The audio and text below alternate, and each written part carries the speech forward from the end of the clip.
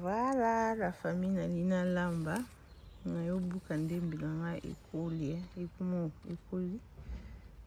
bimisa baninyo.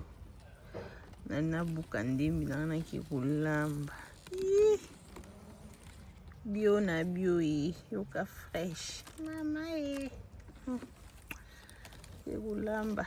Tulamba na ndembi ya fresh. Na bendi. Pete ndembi. Yoka. Nazwa kombe de ndembi yo. Mama. Bio na bio.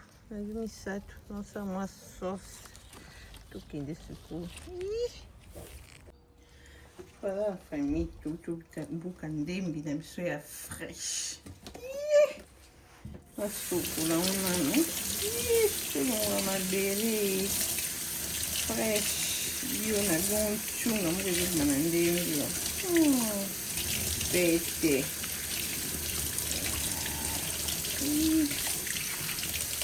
Bio na bio.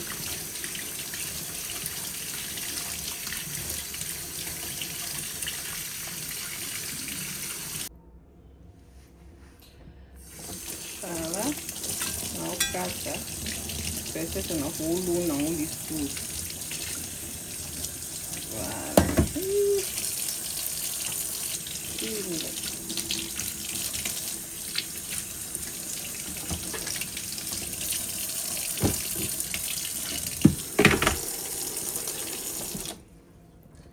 Boa com uma vinagre.